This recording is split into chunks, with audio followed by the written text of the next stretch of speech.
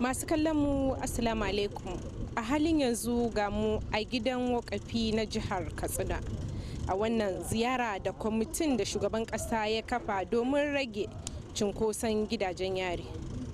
Ita wannan gidan yari ta jihar Katsina an kirkire ta ne tun shekara ta 1928 domin cin mutane 237.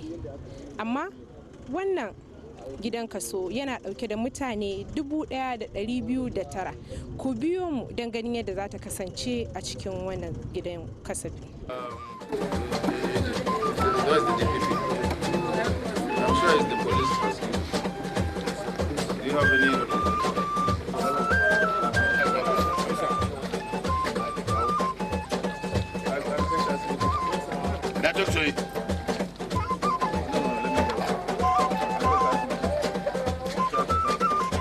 Tun a watan Oktobar shekarar da ta gabata ne shugaban ƙasa Muhammadu Buhari ya naɗa kwamiti na musamman a ƙarƙashin jagorancin alƙalan manyan kotunan babban birnin tarayya wato Chief Justice Ishaq Usman Bello. Bincika a cikin wurare daban-daban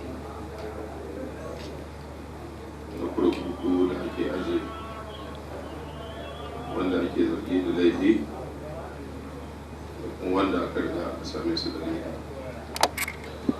Abin cewa da bayani na amfani da dama da ke da shi mai martaba wannan cika shekara 10 wannan matsayi mai daraja mai albarka da jagorancin Katsina State wadda yake ni zan ce gidana ne.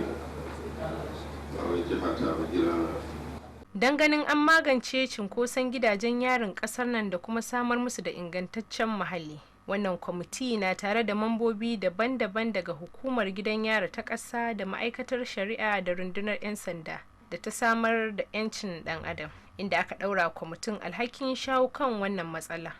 Gidan yari guri ne da ake tsare mai laifi domin gyaran halinsa ko hukunta shi kan wani laifi da ya saba wa shari'a ta dokokin ƙasa ko jiha domin hana mishi walwalarsa. Haka kuma ana tsare manyan masu aikata laifi daga cikin al'umma. La'alla akan sa ran hakan kan gyara musu tunaninsu su zama daga masu bin doka da oda.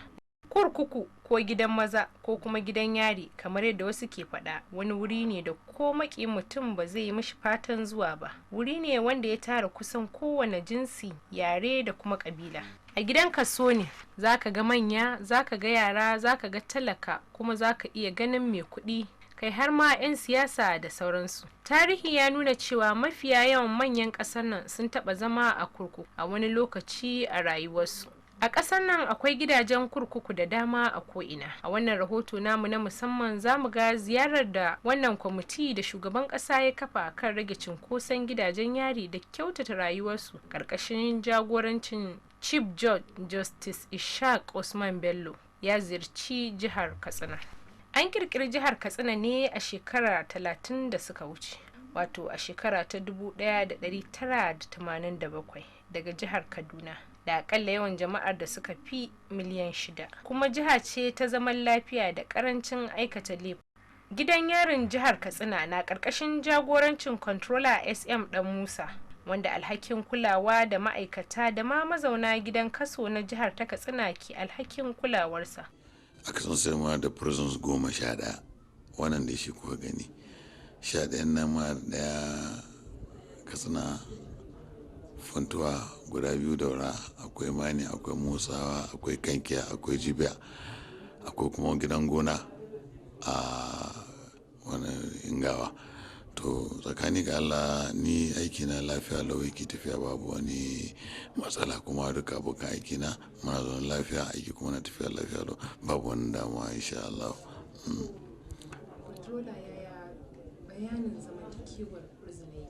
Akwai zaman lafiya, zaman mutunci tsakanin mu, su suna ba wa mutuncin mu, muna ba su mutunci su a matsayin su na yan adam. Domin kawo mutane suna da wata fahimta mummunan da kan gidan yari, ci an kawo gidan yari don wulakanta, gidan yari ba don wulakanta haka ba, wuri na gyara kayanka. Saboda ka matsayin su na mutane bakin gwargwado mu muna mutunta su a matsayin su mutane, mun dauke su mutane, muna tafiyar da su kuma a mutane, mun kusa tafiyar da mu a mutane, shi sa muke zaune lafiya. Controller, a matsayinka na shugaban gidan yarin jihar Katsina, kowace daga cikin gidan yarin nan kama da ta Katsina da nan Daura da na Funtuwa akwai jami'in da yake kula. Ware. Ta yaya kake samun rahotanni? Kullum kake samun rahotanni? Kullum da safe da yamma ina samun rahoton mutum nawa aka tashi da shi, mutum nawa za a kwana da shi. Salin nan kuma akwai wani abu tun zamani ne na waya, muna waya aka saboda ka wuni nike tsakanin da su. Duk abin da ke nan, abin da ke bukata attention na in yi, abin da ke da bukatar shawara in ba da shawara, inda kuma ke da bukatar in je da kaina in ji. Haka muke wai. Hakan kullum kakan kai ziyarta ba? Kwarai da gaske, kwarai su haka. Irin ziyarar da kake kai ba ta ba zata ko akwai wani abu da ka taba gani wanda ba su zace ka ba sai ga ka ya faru? To, shi tsakani ga Allah ni ma'aikata na ban da matsala da su, sai kin san halin yau da kullum na dan adam. Ba maki watakila ka ce kana da mutum 20 suna aiki, kai lokacin da za ka yi so kila mutum ne ko ya fita gida ya je ya ci abinci ko lalura haka ya zama to baka iske shi ba, kin ga irin wannan duwana wani wanda kina tunda abu ne na babu notice, amma mu haka gaskiya babu wani matsala, lafiya launi ke suke aiki suna aiki. Bangarori suke a gidan kursa? Bangarori kisan ma bangaren mulki, ma da bangaren kudi, ma bangaren ainihin da ake koya sana'a da kuma kula da su kursun da kuma bangaren lafiya. Magana kama bangaren koyo sana'a nan shine muke cewa image training and productivity, na kan koya musu sana'o'in hannu wanda ko da sun gama in Allah da sun fita sun samu abun yi, to shine karshen welfare. In sun gama din kuma shine in akwai hali tunda kisan in dambu yawa bai jin mai, shine akan ba su je su zauna wuri a kama su shago a ba su kan aiki, shine ake cewa reintegration. Rehabilitation da kenan, rehabilitation din kenan. Ga shiga kuna da bangaren likita? Muna da likita kwarai da gaske, akwai likita, muna da asibiti kuma akwai magani. Ko kwanan nan ma yanzu haka magana da ake Sunday din nan, Lahadin nan ya zamanto consignment na uku ko na hudu ya zo man na magani daga Abuja. Yanzu haka in ba dan ku ba yanzu da muke tare da na raba mu sauran wurare shi. Akwai magani sosai, akwai likita. Addini muna da malumma daga waje da ke zuwa, muna kuma da wanda 'yan sa kai, muna kuma da wayanda ita person ta dauka, ko ta bangaren addinin musulunci ko ta bangaren addinin kirista. Haka kuma wanda ke koyi karatun boko, wasu ake ta jahilai ne, wasu ake ta ba su san ba balle bi balle si, amma kayan su bari su hau suna samun certificate din su primary, secondary, JS, SS da sauransu dai. Haka kuma na bangaren shi ilimin boko haka shi ma haka na addinin musulunci, wani zai zo katon jahili bai san komi ba sai ka hanya bari ya sauka. Kwanan ma za mu yi bikin yaya dalibai wanda suka sauka, wanda ba su zo ba san komai ba a gidan yaran Katsina, amma su dukkanin su ba wanda bai sauke alkurani ba. Kwanan za mu musu walima, in ba don wannan satin da muka shiga wani halin ba da mun shi wannan satin ba. Controller dan Musa, kowace nasara tana tare da kalubale, wani irin kalubale kake fuskanta? To, al'amari na ɗan adam kisa wanda ya ce zai huɗa da adam dole sai hakuri. Kalubale na hakuri da ɗaukan mare da ɗaukan mazuciya ba ka yi ma ɗan adam duk irin yadda kake ko kai wanda ka ce ka yi ma ɗan adam ba ka kaga dole ka iya ya zama to ka iya ma gwamnati, ka iya ma shugabanni, ka iya ma mutanen gari, ka iya ma su ma'aikatanka, ka iya ma su wannan wanda kake tsare, ka iya ma iyalinka. Yi wani ai kalubale ne shi kai shi, alhamdulillah. So babban controller wani kira za a karamin controller, babban controller na Abuja kai ke sa kama ni. gaskiya Allah da nufi ai. To controller dan Musa mai alhakin kula da fursunonin jihar Katsina gabaki daya, wani kira za ka yi wa wannan kwamiti da shugaban kasa ya kafa a ƙarƙashin jagorancin Chief Judge Justice Bello akan kira da za ka yi a bangaren ka, me kake so su kula da shi? Wannan abu da suka yi sun yi daidai, amma abin da so a kula da shi kamar yadda muke kewaya mun je prisons su ba da shawara bisa kan inganta kayan koya mutane aikin sana'o'in hannu, domin ba a zo a zauna da haka ba in ka zana me ka koya akwai, amma kisa na ga in dambu yawa bai jan mai, to kuma kin san cikin su ne wanda ake koyawa abin da yake ake amfani da su ana ba su saboda reintegration saboda rehabilitating nasu.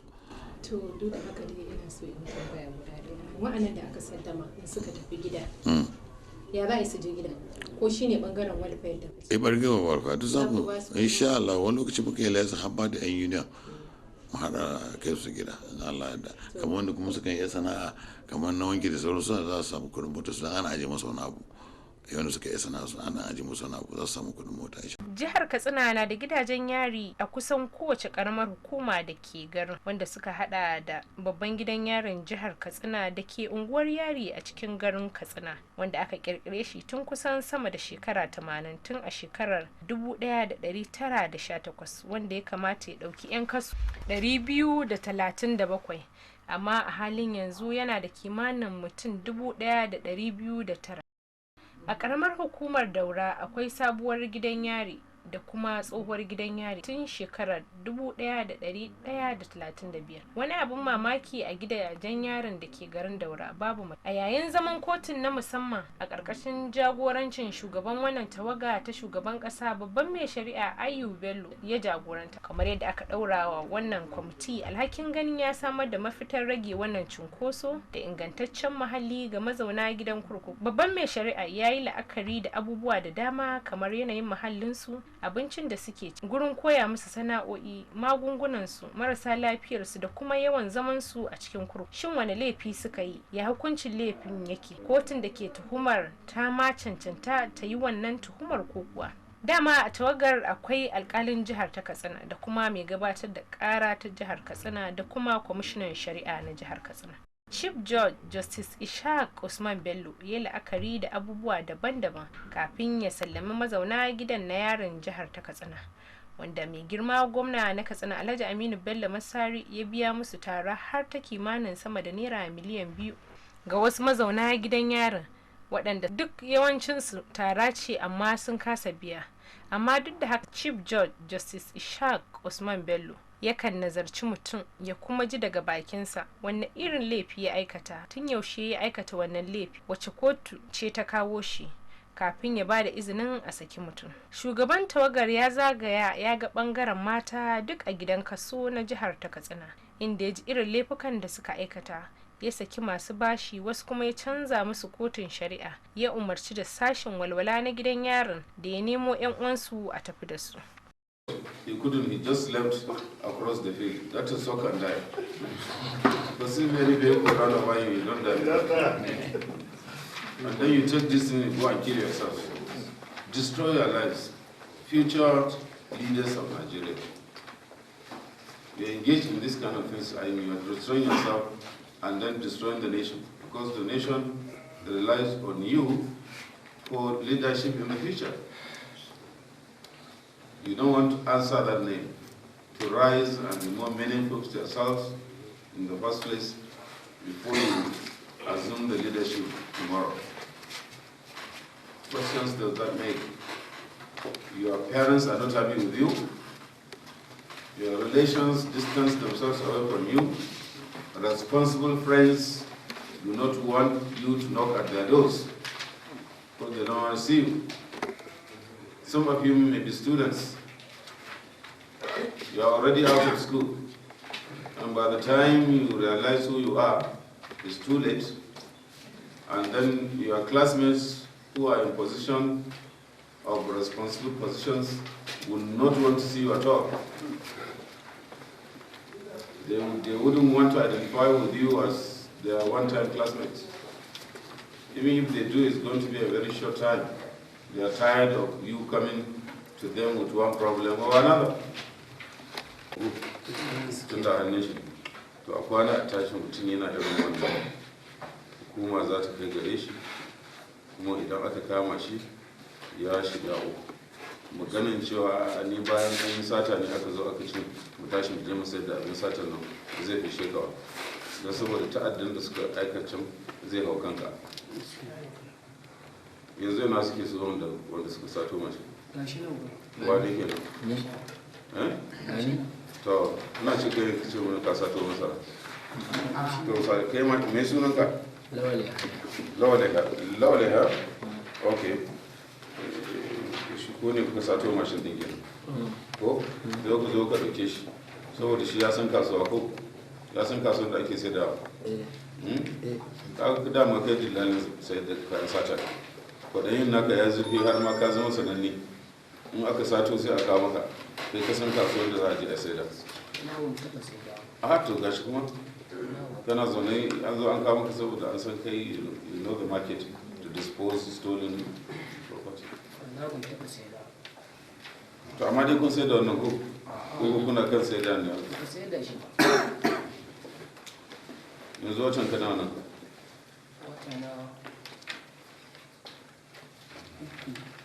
kana da iyali ina da mace da yaya a ba ni yanzu tana nan gidanka tana Nijar ba Nijar kai mutumin Nijar ne to ka iya turo nan musamman ka zo nan don karka sai da kayan sata a Nijar din ne suka samu Nijar suka same muka turo Najeriya.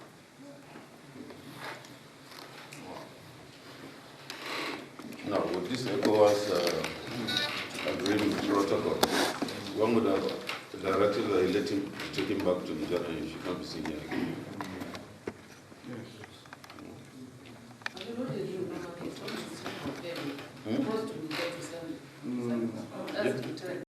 A garin Daura ma wannan kwamitin na rage cunkoson gidajen yari da samar musu walwala ya yi duba na tsanaki kan yanayin fursunonin, ma'aikatan da kuma shi ainihin gidan kasa, a inda shugaban ya zama na musamman ya saki wanda ya saka ya ba da umarnin canza wasu kotunan shari'ar gabatar da karar tasu.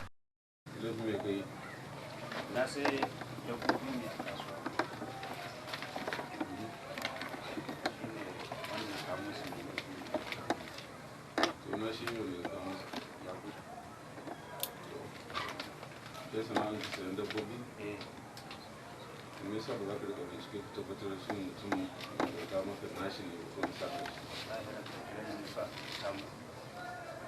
ana fito da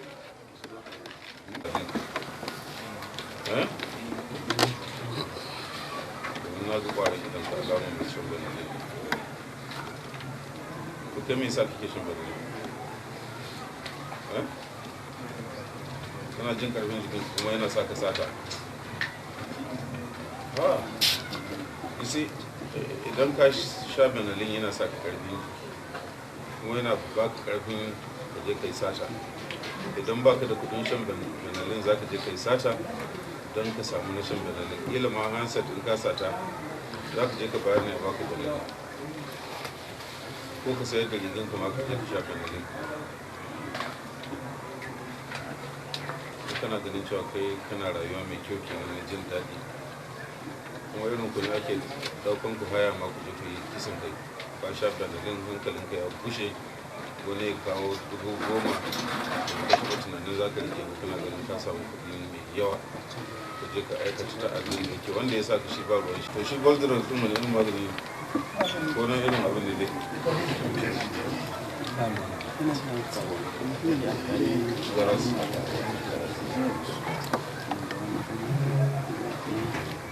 stronger than a person.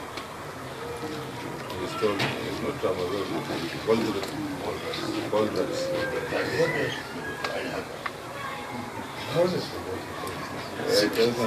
Kind of, is it a man or a woman? No, it's woman. No, I mean the picture you said. Yes, that is sure that you are Headache. so you take it, then you give it. Once you take it now, you become energized and alert, strong enough to move the mountain. Oh dear. So, kuma kai ka rasa abin da za ka saka sai.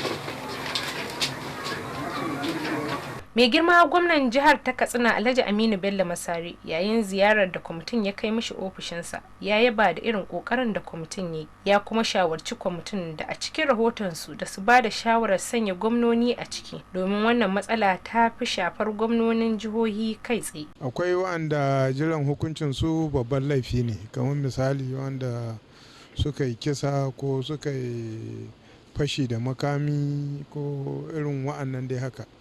to amma akwai wa'anda muka gani kamar 'yan ƙananan laifuffuka wanda wa'ansu kuruciya ke jawo su, wa'ansu kuma abin da ake cewa kaddara ta hau mutum. To wa'annan in ka zo ka haɗa su da manyan barayi ko manyan masu laifi, to su za su jawo su kuma su shigar da su cikin hanya ta manyan laifuffuka.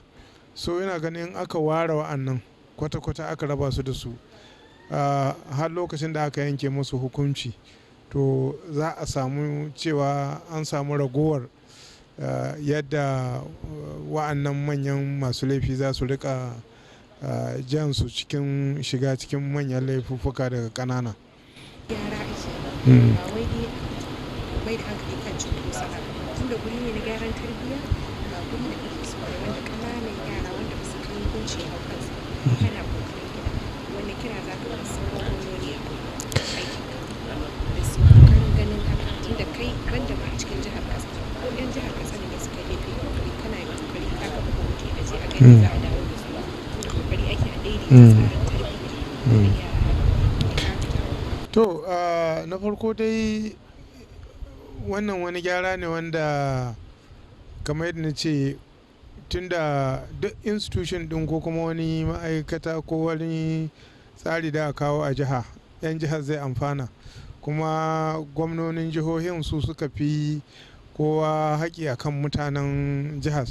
So batun maganan wa'anda suka yi laifi da yadda aka tsare su da gidansu da menene, to akwai wajibcin a shigo da gwamnatocin jihohi a ciki, kuma ya kasance an ba su wata rawa muhimmiya wadda za su taka.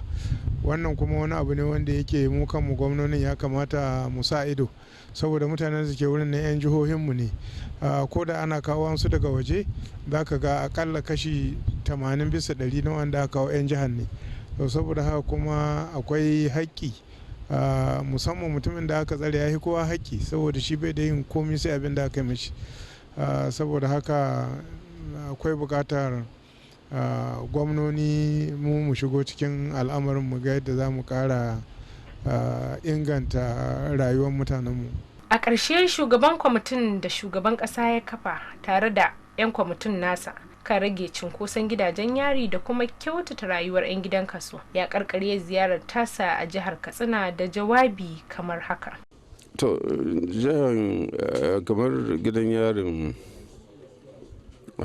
jihar Katsina kamar kowace ne na cikin Najeriya, akwai abubuwa da dama wanda ake bukata, kamar na hanyar kula da tsabtan wurin zaman wanda ake tsare da su, kuma bugu da ƙari menene kayayyakin ayyuka da aka tada wanda za a koya ma wanda suke tsare sana'o'i da ya kamata idan sun fita su tunkare su don su samu abin yi. Don mun fahimci cewa yawancin wanda ake tsare da su, idan aka kawo mutum 30 da kyar za ka samu mutum 2 wanda suka kai shekara 30.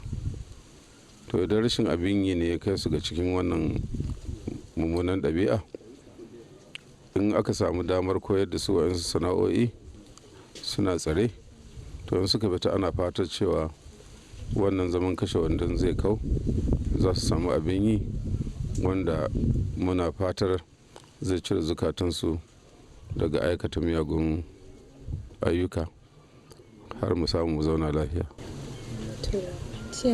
Mutum nawa kwamitin kai suka? To ina ganin mun samu kamar mutane 100 da wajen 60 da wani abu, 65, wadda tsakanin cikin garin Katsina zuwa nan Daura, wadda gwamna ya biya musu da kuma ministan shari'a ta Najeriya wanda shi kuma ya biya, wanda suka kawo 165. Akwai kuma waɗansu matakai da muka ɗauka wanda muka fahimci suna haifar da kawo tafiyar hawainiya wajen yin shari'a, kamar al'adan barin majistirori ana kai gabansu manya-manyan shari'un da ba su da hurumi a ciki. Wani bi ma chief jojin jihar ba zai san cewa an kai waɗannan shari'un ba. wato abin takaici mun samu mutane da yawa wani sun shekara 4 wani sun shekara 5 wani sun biye a gaban majistorin ba shari'a ake ba, sai dai kullum a zo kawai a daga saboda ba su da hurumi. To mun ba da shawara cewa attorney general kuma ya aminta da ita kanta director public prosecution da solicitor general da suna nan, mun ba da shawarar cewa duk waɗannan cases da suke gaban majistorin na wanda ba su da hurumi, ita ministry of justice ta tattara su ta tafi kan zuwa wajen high court kai tsaye don a fara shari'a nan. Don mutumin da ya kai shekara 5 yana zuwa ne kawai je ka dawo ba shari'a ake ba, to menene adalcin shi a ciki?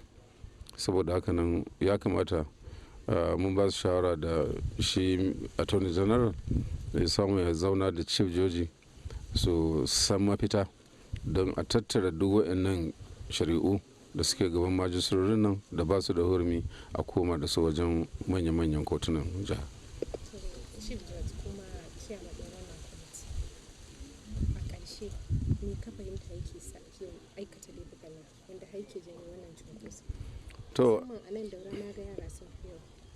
To duk inda ka je za ga yaran nan kamar yadda na ce, in an tara masu laifin guda 100 da wuya za ka samu guda 20 wanda shekarunsu ya kai 30, sai ko wanda aka riga aka yanke musu hukunci sun riga sun tsoho ma a cikin gidan yari din, za ga daga 25 ne ƙasa, kuma duk yawancinsu shaye-shayen nan shi ke haifar da haka.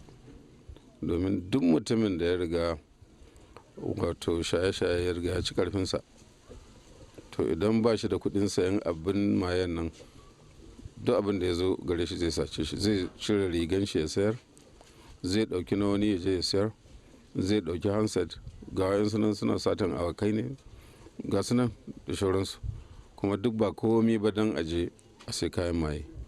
To muna fata shi kan shi yaƙi da maye ɗin nan wata hanya ce gagaruma wanda za ta rage waɗannan laifuffuka da ake. Yana farin cikin na lura da cewa Katsina state tana ɗaya daga cikin jihohi guda 6 a Najeriya kacal da suke da reformatory institution, wato wuri na musamman da aka tanata don a samu waɗanda suke halin shaye-shaye nan ga cewa an dawo da su cikin hankalinsu, kuma a lokacin da suke wurin nan in 'yan makaranta ne ana barin su ana zuwa ana musu lecture, don bayan da na samu akwai wasu su da ke har university sun riga sun tafi daga nan wurin. A yau din ma mun ba da order a kai wani yaro dan shekara 16 wannan reformatory institution din na Katsina state, wanda ke mana farin cikin da samun labarin kasancewanta, kuma yana amfani yana aiki tukuru. To muna fata sauran jihohi ma za su yi koyi da wannan. A ƙarshe wani kira kwamitin ka zai wa sauran gwamnoni da kuma rahoton da za ku bayar na shigar gwamnoni kamar yadda gwamnan jihar Katsina ya bukata na ganin an taimaka an gyara gidajen yaran? To kamar yadda muka samu a cikin zagayen da muke yi, akwai gwamnoni da dama wanda suka ba da gudunmawa ga gidajen tsaro na kurkuku don su inganta waɗansu kayayyakin aiki.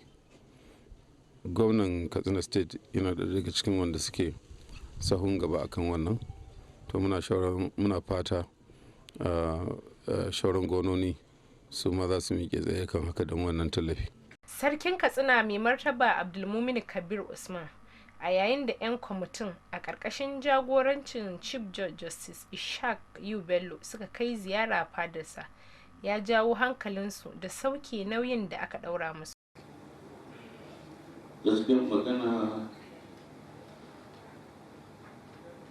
prison ko kuma gidan yari ko kasu akwai matsaloli da yawa. Abu da ya kamata a ita cikin kwana 2-3 sai ga shekara. Da mu ne shaida. Cases da yawa za su zo muna. Kuma ba yau da halar nan ce na magana. Da ya rai, ga shi na ƙarfi da rai. Da sai an kuta shi ba magana a fadi. Irin bashi, land dispute, hada, ko minimal abin nan laifuka su kamata a rika. Amma wannan manyan laifuka sai an yi hattara. Wallahi Allah bai kyale ba. Wannan mun san wani ya kashe uku, wasu ya kashe. Wannan ba ɗaya ya lalata kuce kaza, ya lalata yarinya kaza. An matsayin shi matacce ko ga shari'a Allah. To sai an yi hattara. Ba kuma yin ana zub da rai ba gari ba dalili, ana kidnapping ba gari ba dalili. Just shekar ajiye muke da lawa a hotel tsohuwa washe maka tuwayen 83 years shekara 80 suna demanding 200 million. It's outrageous. 200 million. Irin wani abubuwan sai an taka musu, sai an yi hukunci mai tsanani. Rishin hukunci ƙasar na fushe zara mu kan. In an laifi ka hukunta shi ne adalci. Rishin hukunci shi ne kuma rishin adalci. Kuma Allah ya ce bai son mara adalci kowane tun da sarki ya tara. Allah bai san shi. Allah na son mai adalci. Ko ya kamata a yi hatara. Prison ba kamar nan, kamar nan ne, na san su. Abin da suke ciki na sani. Abin da suke ciki na sani. Akwai lokacin da aka waye gari ba ruwa prison. Ba ruwa. Ka ji prison ga congested. Haka ciki na shiga lokacin yana magana. Prison ba ruwa, aka ga tashi hankali. Ina za ka je kai gori, ina za ka je kai daɗi, ina za ka je kai wanka, ina za ka babu. Ka sa aka musu kowa tana nan kuma Allah ya ce muke har yanzu wacce ta tsaya ruwa na ta. Kuma duk alhamis ɗin duniya sai na kai musu sadaka tun ina magaji kuma har yanzu. Shi ɗaurare an ce kai mai ko da shan kan ne ya ce ka jajanta mashi, ka ji tausayi, ka taimaka mashi. Hikaya ga ta nan annabi Yusuf alaihi salam tun karanta mun gani ɗaurare yana cikin matsala, an ce ka jajanta mashi, ka tausaya mashi. Amma wannan lokacin ba lokacin da ba ne. Can ba kishi kai su kai, amma yanzu kishin kai an mai da rai kamar kiyashi.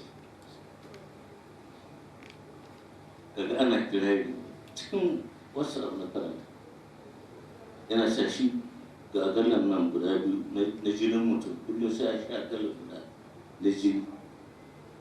In bai sha wasu zai hauka. Ko kuma ana ji ana gani, kuma ko ina an ji an kai. Wannan ya kamata ya yi yadda ke a kamo shi a kashe shi. Wani shi ya halatta. To, yau ana na ji daɗi da zo kuma gaskiyar magana sai kun tashi da wallahi ba ragama kuma ya zama abin tambaya gare ku. Ya ce maka alƙali, ya ce maka jaji, inda za ka hango nauyin da aka aza maka. Kamar misali, ƙaramin misali, a nan da Katsina, jijiyar Katsina, a aza ma ta bisa kai. A ce ka kai ta Abuja ko kai ta Lagos. Ƙaramin misali ke. Alƙalai kuna cikin matsala. Allah ya aza maka nauyin da bai aza kowa ba. Ita gidan yarin jihar Katsina wanda take a cikin gari a unguwar Yari an kafa ta ne a shekara ta 1118. Mun karkare a garin Daura inda muka je gidan yari maximum security na farko, kuma yanzu ga mu a tsohon gidan yari garin Daura wanda aka kafa shi a shekara ta 1135. Duka a ƙarƙashin jagorancin controller SM Dan Musa. Kun ga yadda ta kasance. A sha kallo lafiya.